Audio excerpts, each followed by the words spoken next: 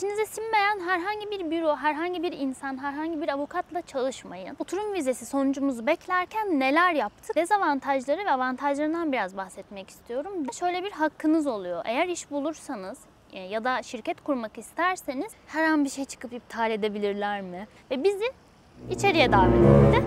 Ali ile biz böyle terler akmaya başladı zaten.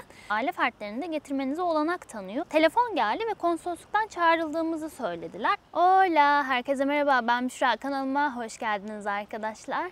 Bugün sizlere İspanya'ya hangi vize türüyle geldiğimizden, bu süreçte neler yaşadığımızdan ve öncesinde ne gibi hazırlıklar yaptığımızdan bahsedeceğim. Bir önceki videomda da hem kendimden hem de İspanya'ya bizi iten süreçlerden bahsetmiştim. Bu videolar Göç Hikayem serisi videoları. Birinci bölümden başlarsanız süreci çok daha iyi anlarsınız. Bir uyarıda bulunmak istiyorum arkadaşlar. Ben hangi vize tipiyle geldiğimizden, yüzeysel olarak neler gerektiğinden bahsedeceğim.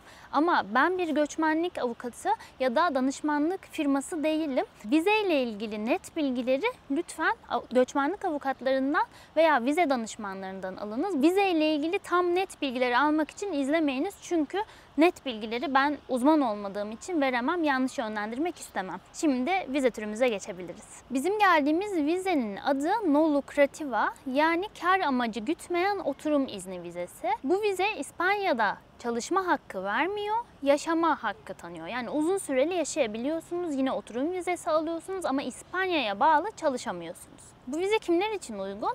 Bu vize daha çok pasif gelirle yaşayanlar, emekliler ve yeterli maddi birikime sahip olduğunu kanıtlayan bireyler için geçerli arkadaşlar. Yani ne demek istiyorum? Finansal olarak kendine yetebilen, İspanya'ya yük olmayacak, İspanya'da çalışmayacak bireyleri istiyor aslında İspanya bu vizeyi verirken. İlk başvuruda 1 yıl başvuruyorsunuz. Daha sonra 2+2 şeklinde yenileyebiliyorsunuz. 5 yılı tamamladıktan sonra da süresiz oturum alabiliyorsunuz. Yani 5 yıldan sonra hem çalışma izniniz hem yaşama izniniz süresiz oluyor İspanya'da. Ama bu 5 yıl boyunca bu vizeleri yenilemeniz gerekiyor.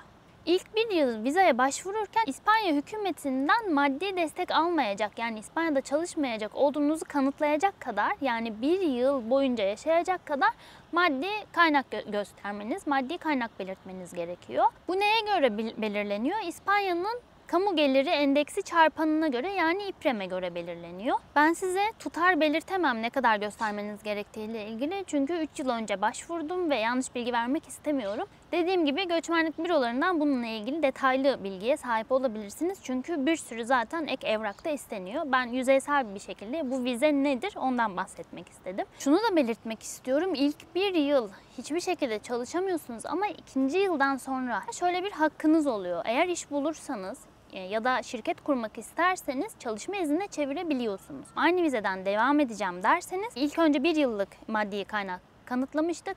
İkincisinde 2 yıllık maddi kaynak kanıtlamanız gerekiyor. Dediğim gibi böyle bir avantajı var. 2. yıldan sonra çalışma iznine de en azından sahip olmanıza olanak ve hak tanıyor. Vizenin dezavantajları ve avantajlarından biraz bahsetmek istiyorum. Dezavantajlarından biri ilk 1 yıl hiçbir şekilde çalışamıyor olmanız ve yine İspanya'ya bağlı çalışmadığınız ve vergi ödemediğiniz için devlet hastanelerinden yararlanamıyorsunuz ve sağlık sigortası yaptırmak zorundasınız. Özel bir sağlık sigortasına daha vizeye başvururken önden yaptırmanız gerekiyor. Bu da dezavantajlarından bir tanesi. Ama sağlık sigortasını yaptırdığınız için burada rahatça sağlıktan faydalanabiliyorsunuz. Geldikten sonra bununla ilgili bir şüpheniz olmasın ama tabii ki bu da ek bir masraf demek. Yanınızda getirdiğiniz her bir aile bireyi için de ek bir tutar belirtmeniz gerekiyor. Bunlar da dezavantajlarından bir tanesi. Avantajlarına gelirsek, İspanya'da oturum vizesine sahip olduğunuz için tüm Schengen bölgesine seyahat etme özgürlüğüne sahip oluyorsunuz. 5 yıl tamamladıktan sonra süresiz oturuma sahip olabiliyorsunuz. Bu da avantajlarından bir tanesi. Her vize türü yanınızda ailenizi getirmenize olanak tanımıyor. Bu vize aile bireylerinize ve aile fertlerini de getirmenize olanak tanıyor. Bu en güzel avantajlarından bir tanesi. Biz eşim Ali adına başvurduk ve Ali beni yanında getirebildi, eşi olabildiğim için, örnek veriyorum. Diğer avantajlardan bir tanesi ise uzun yıllara sahip olsa da 10 yılın sonunda vatandaşlığa başvurmaya hak kazanıyorsunuz. Böyle bir avantajı da var bu vizenin. Bu vize türü diğer videomda da bahsettiğim gibi aslında çok kolay bir vize türü değil. Çünkü dezavantajları da çok fazla. Ama olmayacak bir vize türü de değil. Bu vizeyi ilk öğrendiğimizde hiç üzerinde bile durmamıştık. Hiç olmayacak bir vize gibi gelmişti. Ama araştırınca, avukatlardan bilgi alınca, detaylıca üzerine düşününce olabilitesini fark ettik ve bu vize türüne başvurmaya karar verdik ve sonunda da burada İspanya'dayız. Şimdi bu süreçte neler yaşadığımızdan bahsetmek istiyorum. Çünkü stresli bir süreçti. Bir sürü evrak toplamamız gerekti. Bizi herkese almıyorlarmış ama Ali ile beni mülakata çağırdılar konsoloslukta. 45 dakika bir mülakat yaptık gibi. Şimdi o süreçlere geçelim, bu detayları anlatayım. İlk videomda da bahsettiğim gibi biz İspanya'ya göç etmeye karar verdiğimizde bu vize aklımıza geldikten sonra tabii ki vizeyle ilgili internetten bilgilere önden baktık ama yeterli bilgiye sahip olmak için hemen bir danışman aradı. Bunu özellikle anlatmak istiyorum. Sizlerin de başına gelebilir çünkü. Biz İzmir'de yaşıyorduk ve orada Alsancak'ta bir göçmenlik bürosuna gittik ve vizeyle ilgili bilgiler aldık. Ama göçmenlik bürosunun tavrı tam olarak şu şekildeydi. Yaparız, hallederiz, toplarsınız zaten, şöyle böyle. Vizeden bahsetti, evet, hani bilgileri verdi ama tavrı tam olarak bu şekildeydi. Hiçbir şekilde adamın tavrı beni ikna etmedi. Her şey mükemmel olamaz arkadaşlar. Bu yüzden ikimiz de ikna olmadık. Çok içimize sinmedi o büro. Sonra internetten tekrar büro ve bir şeyler araştırırken internette bir avukatın videosuna denk geldik. Ve avukat videoda hem olabilecek olumsuz şeylerden hem de olumlu yanlardan bahsediyordu. Bu bize daha ikna edici geldi ve o avukata ulaştık. O avukatla bu yola çıktık. Bunu neden anlattım? İçinize sinmeyen herhangi bir büro, herhangi bir insan, herhangi bir avukatla çalışmayın. Gerçekten sizi ikna eden, size dürüstçe olurunu olmazını söyleyen insanlarla çalışın. Yani bu vize türlerinin hepsi size uymaz. Yani bir özelliği uyuyorsa bir özelliği zorluyordur uysa bile. O yüzden bence içinize sinen insanlarla çalışın. O mesela örneğin bu vize türünün aslında daha çok emekliler için olduğunu, genç olduğumuz için bizi sorgulayabileceklerini ya da daha fazla üzerine durabileceklerini, ek evrakları daha fazla isteyebileceklerinden bahsetti. Bu yüzden biz de daha fazla ikna olduk açıkçası. Çünkü zorlukları olacağını tahmin ediyorduk. Zaten sonrası evrak toplamakla ilgili. Evraklarımızı toplamaya başladık. Evraklarla ilgili en zor yanı İspanya evraklarını apostil yaptırmanız gerekiyor. Yani sağlık raporunu da aldığınız tüm evrakları hem tercümana İspanyolcasını tercüme ettirmeniz gerekiyor hem de apostilletmeniz gerekiyor. Apostil evrağın gerçek olduğunu, sahte olmadığını belirten bir işlem aslında apostil. En zor yanı buydu sanırım. Ya zor dediğime bakmayın. Evrak işini kabullenmek gerekiyor böyle bir yola çıkarken. Ama hiç bilmediğimiz bir şey olduğu için bizi zorlamıştı. Onun dışında konsolosluktan randevunuzu almanız gerekiyor ve tüm topladığınız ve çevirttirdiğiniz evrakları konsolosluğa kendiniz müracaat ederek başvuruyorsunuz. Ali o sırada İzmir'de çalışmaya devam ettiği için İspanya'da eşimle birlikte yaşamaya karar verdim diye önden iş yerine bilgi verdi. Zaten bir önceki videoda da bahsettiğim gibi Ali İspanya'ya çalıştığı için, İspanya müşterileriyle halihazırda çalıştığı için firması da işi bırakmasına gerek olmadığını söyledi. Neyse firmayı da bilgilendirdikten sonra biz de avukatla birlikte konsolosluktan randevumuzu aldık ve tüm evrakları teslim etmek için İstanbul'a gittik. Konsolosluğa gittiğimizde yani İstanbul'a gidenleriniz var mı bilmiyorum, bir güvenlikten geçip sonra tekrar bir güvenliğe girip böyle villa gibi bir konsolosluğu var İspanya'nın, oraya gidiyorsunuz. Zaten erken gitmiştik biz heyecanla. Biraz bekledik ve konsolosluk açılır açılmaz içeriye çağrıldık. Güvenlik çağırıyor dışarıdan tek tek. İçeriye girdikten sonra işte sıra bize geldiğinde tek tek tüm evraklarımızı kontrol ede alıyorlar. Güler yüzlü bir hanımefendi vardı. Evraklarımızı tek tek alırken bize bir şey söyledi. Dedi ki bu aslında daha çok emekliler için uygun. Siz gençsiniz. Neden başvurdunuz gibi bir şey söyledi. Aslında orada sorgulama normalde yapmıyorlar. Hanımefendi hani böyle ortaya bir laf mı attı bilmiyorum. Ben o gerginlikle ama kesinlikle emekli vizesidir diye bir şey söylemiyor. Pasif gelir vizesi diyor gibi bir şey söyledi. Sonra böyle ortalık buz kesti. Böyle yani 3 saniye bir sessizlik oldu. Ali o sırada konuyu değiştirdi. Ek birkaç evrak hazırlamıştık biz. Bunları da ister misiniz falan gibi konuyu değiştirip sonra ortalığı biraz daha sakinleştirmişti. Kadın bana cevap vermeyince ben daha da panik oldum böyle. Yani yanlış bir şey mi söyledim gibilerinden ama sorun olmadı. Hatta evrakların hepsini teslim ettiğimizde kadın dedi ki ne kadar güzel hazırlanmışsınız dedi. O da bizi motive etmişti. Sonra konsolosluktan ayrıldık. Evraklarımızı teslim ettikten sonra 3 aylık bekleme sürecimiz başlamış oldu. Biz İspanya oturum vizesi sonucumuzu beklerken neler yaptık? Bunlardan da biraz bahsetmek istiyorum. Çünkü belki sizlere de ipucu olabilecek bilgiler bunlar. Öncelikle vize sonucumuz olumlu ya da olumsuz belli olmamasına rağmen biz hemen bir online İspanyolca kursuna başvurduk. Çünkü İspanya'ya geldiğimizde en azından basic şeyleri biliyor olmak istedik. Sokakta İspanyolcayı kullanacak kadar en azından önden bilgimiz olması bizim için avantaj olurdu. Gerçekten de öyle oldu. İkinci bir önemli nokta, bizim ikimizin kedileri var ve bu kedileri de tabii ki İspanya'ya getirmemiz gerekiyordu. Önden kediler için de başvuru sürecini başlattık. Yani vizemiz olumsuz da çıkabilirdi, boşa da gidebilirdi tüm yaptığımız hazırlık ama vize çıktığında götürememe ihtimalimiz de vardı kedilerimizi. O yüzden hemen kedilerimizle ilgili ne işlem gerekiyor bunu öğrendik. İyi ki de başvurmuşuz. Eğer evcil hayvanlarınızı yurt dışına götürmek istiyorsanız evcil hayvanlarınızın bir karantina süresi oluyor 3 ay kadar işlemleri başlattıktan sonra. Önden başlatmanız gerekiyor evcil hayvanlarla ilgili işlemleri de. Bununla ilgili de bizim bir videomuz var. Detaylıca neler gerekiyor, bu süreçte neler yaşadık, kedilerimizi İspanya'ya nasıl getirdik bundan bahsettiğim bir video var, onu da izleyebilirsiniz. Biz olumlama yaparak önden tüm süreci vizemiz çıkacakmış gibi hazırlamaya başladık. Bizim bize ait bir evimiz yoktu ama eşyalarımız bize aitti ve eşyalarımızı ne yapacağımızı da bilmiyorduk. Vize çıkar çıkmaz eşyalarımızı bir depoya kaldırmaya karar verdik ve önden depoları da araştırdık. Tabii ki vizemiz çıkmadığı için anlaşmasını yapmadık ama önden araştırmamızı buna göre yaptık. Çünkü ilk bir yıl eşyalarımızı İspanya'ya getirmek istemedik. Ne ile karşılaşacağımızı bilmediğimiz için ayrıca da çok masraflıydı. Biz vize sürecine karar verdiğimizde ailemize de söylememiştik öncesinde. Çünkü avukatla görüşüp işte tam detayları öğrendikten sonra ailelerimize söyledik. Ali'nin çekirdek ailesi ve benim çekirdek ailem dışında da yakın arkadaşlarımıza dahi vize çıkmadan söylemek istemedi. Çünkü totem yaptık aslında. Vizemiz çıksın ondan sonra herkese söyleyeceğiz dedik ve daha sonrasında arkadaşlarımızla paylaştık. Biz bu süreçlerde hazırlık yaparken tam 2 ay sonra bize telefon geldi ve konsolosluktan çağrıldığımızı söylediler. Yani vize sonucumuz çıkmıştı aslında.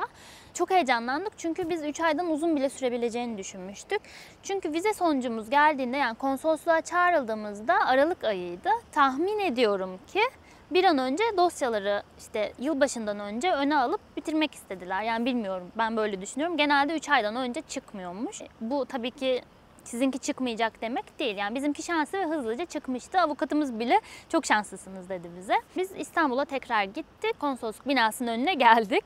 Oradaki güvenlik tarafından içeriye çağrıldık ve içeride gidenler biliyordur belki. Zaten küçük bir alan var, bir bank var, bir ya da 2 tane ve bir deskten tek tek evraklarınızı alıyorlar. Öyle bir ortam. İçeriye girdikten sonra bize beklememiz gerektiğini söylediler. Oturduk ve bankta bekledik.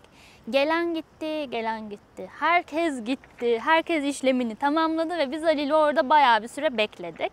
Sonra önümüzdeki o büro kısmından çağrılacağımızı ve pasaportumuzu alacağımızı beklerken yan taraftan bir kapı açıldı. Takım elbiseli bir beyefendi çıktı ve bizi içeriye davet etti. Ali ile biz böyle terler akmaya başladı zaten. Peşinden içeriye girdik ve üst katta bir odaya aldılar bizi. Orada da bir takım elbiseli beyefendi bekliyordu. Bizi karşılarına oturttular ve 45 dakikalık mülakatımız başlamış oldu. Ve bunu beklemiyorduk. Mülakat olma ihtimali vizenin başından beri var ama biz direkt pasaportumuzu alacağımızı düşündüğümüz için yani o yan kapıdan çıkan beyefendiyle birlikte bir şoka girdik açıkçası. Burada ikimizin de dosyaları önündeydi. Bu arada 2 kişi başvuracaksanız 2 kişi ayrı ayrı dosya hazırlıyorsunuz tabii ki. Bize tek tek soru sormaya başladılar. İşte mesleklerimizden bahsettik. Bu vizeye neden başvurdunuz dediler. İspanya hakkında bilginiz var mı dediler. Hangi şehirde yaşamak istediğimizi sordular. Biz örnek vereyim. Madrid'de yaşamak istediğimize önden Allah'tan karar vermiştik ve Madrid'de yaşamak istediğimizi söyledik. Çakal bir soru sordular. Dediler ki Madrid pahalı. Orada yapabilecek misiniz gibi bir soru sordular. Biz de evet biliyoruz Madrid'in pahalı olduğunu araştırdık. Önden emlakçılarla görüştüğümüzü söyledik. Yani aslında bizim için ter döktüren bir sorgu olsa da önden her şeye hazırlandığımız için rahatlıkla konuşabildik. Ya tabii ki gergindik ama bunu çok yansıtmamaya çalıştık. İspanya'yı çok sevdiğimizi, kültürünü öğrenmek istediğimizi, dilini öğrenmek istediğimizi ve İspanya daha önce de seyahat ettiğimizi, hatta Ali'nin bana orada evlenme teklifi ettiğini, Bunları tek tek anlattık. Tabii ki bu vizenin maddi gelir kanıtlama zorunluluğu olduğu için maddi gelirimizin nereden geldiğini, yani bu gibi soruları tek tek bize sordular. Tapunuz, aracınız, ek gelirleriniz varsa bunları da oraya ekleyin. Yani bunların üzerinden tek tek geçtiler. Herkese mülakat yapıyorlar mı? Hayır. Bizim buraya gelen birçok yine aynı vizeyle gelen arkadaşımız var. Onlara mülakat çoğuna yapılmamış. Ama tahmin ediyorum ki avukatımızın bizi uyardığı konuyla ilgili, yani genç olduğumuz için bizi mülakata alma gereği duydular. Ek belge de isteyebilirler. Mülakatı nasıl yapıyorlar onu da söyleyeyim. Yani stres olabilirsiniz. İspanyolca ya da İngilizce yapabiliyorsunuz. Eğer İspanyolcanız varsa ve tercih ederseniz İspanyolca diyebilirsiniz. Ama İspanyolcanız yoksa tabii ki İngilizce de yapabiliyorsunuz. Mülakatta bizden ek bir belge istediler ve onu o gün içinde mail atmamız gerektiğini söylediler mülakat bitiminde. Ve bu hiç beklemediğimiz bir şeydi. Zaten tüm evrakları da İzmir'den hazırladığımız için biraz stres olmuştuk açıkçası. Neyse, oradan çıktık ve bize verilen süre içinde, yani o gün içinde hemen o ek evrağı biz İzmir'den istetip mail olarak gönderdik konsolosluğa ve ertesi gün için tekrar çağrıldık. Aslında bizim o gün akşama, yani konsolosluktan çıkıp biz pasaportu alacağız diye düşündüğümüz için akşama uçağımız vardı. Uçağımızı da iptal ettirdik ve ertesi güne aldık mecburen. Tabii ki eve moraller bozuk, stresli bir şekilde döndük. Bir yandan olacağını düşünüyoruz, bir yandan ek evrak istediler, işte sorguya çektiler, olmayacak sanırım diye stres yaşıyoruz. Yani o gece uyuyamadık diyebiliriz. Yani uyudum tabii ki ama stresli bir gün geçirdik. Ertesi gün tekrar konsolosluğa gittik ama zaten umutlarımızı hiç yitirmemiştik. Tekrar konsolosluğa gittiğimizde yine bizi kısa bir süre beklettiler ve orada biraz daha terledik diyebilirim. Gişeye çağrıldık ve bize mülakat yapan beyefendi vizemizin çıktığını, olumlu olduğunu ve pasaportumuza basılması için bir süre bizi bekleteceğini söyledi ve biz orada beklemeye devam ettik. Yani vize çıktı, yani şu an basıyoruz demelerine rağmen o mülakattan sonra ben orada beklerken gerçekten şunu düşünüyordum. Her an bir şey çıkıp iptal edebilirler mi? Hani içeriden birisi gelip yok bunlara vermeyin vize der mi? Gerçekten bu stresi orada yaşadım. Yani mülakatta yaşamadığımdan daha fazla streslendim diyebilirim. Çünkü sanırım o heyecan ve mutlulukla birlikte karışan duygular inanmanıza ikna etmiyor sizi diyebilirim. Yani öyle bir duygu karmaşasıydı. Ve sonunda pasaportumuza vizemiz basılmış bir şekilde oradan ayrıldık. Vizemizi aldıktan sonra hemen ilk iş olarak ailelerimizi aradık. Abimde de kaldığım için akşam abim Ali ve ben vizemizi kutlamaya çıktık. Güzelce kutlamamızı da yaptıktan sonra ertesi gün İzmir'e döndük ve bizim için yepyeni bir süreç başlamış oldu. Yani resmen İspanya'da yaşayacaktık. İzmir'deki evimizi kapatmamız gerekiyordu. İspanya'da ev bulmamız gerekiyordu. Eşyalarımızı depoya kaldırmamız gerekiyordu gibi bir sürü ek işlem yapmamız gerekiyordu. Bunlara başladık. Bunlardan en zor olanı tabii ki İspanya'da ev bulma süreçleriydi. İspanya'da ev bulmak zor olduğu için önden İspanya'ya gidip ev tutma şansımız yoktu bizim. Belki bazılarınızın şansı vardır ama görme şansımız olmadığı ve internetten tutmamız gerektiği için aslında zorlu bir süreçti. Ama biz bunu da sona bırakmadık. Önden tüm Madrid'i didik didik edip tüm mahallelere, işte olabilitesi olan her yere, her eve zaten bakmıştık. Ama işlem başlatmamıştık. Çünkü vizemiz henüz çıkmamıştı. Vizemiz çıkar çıkmaz direkt emlakçıları arayıp evlerin olurunu olmazını konuştuk. Çünkü bazen ev sahipleri ev vermeyebiliyor size yabancı olduğunuz için. Çünkü İspanya'da yasalar kiracıyı koruyor. Ev sahipleri de mağdur olmamak adına biraz titiz davranabiliyorlar. Bu süreçlerde de zorluklar yaşadık.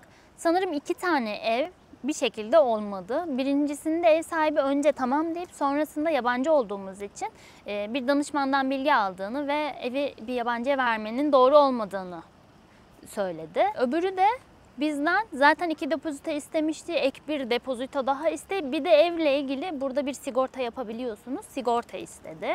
Yani masraf üstüne masraf. O evi de bunları istediği için biz tercih etmedik gibi bir sürü evi de zaten bir sürü süzgeçten geçtikten sonra elemek durumunda kaldık. Derken gönlümüze göre bir ev sonunda bulduk. Bu süreçleri de yaşayabilirsiniz. O yüzden önden mutlaka ev bakın. Tabii ki bulduğunuz ev bu süreçte gitmiş de olabilir ama en azından mahalle analizi yapmış olursunuz. Fiyat performans analizi yapmış olursunuz. Bir fikriniz olur, sizin için iyi olur.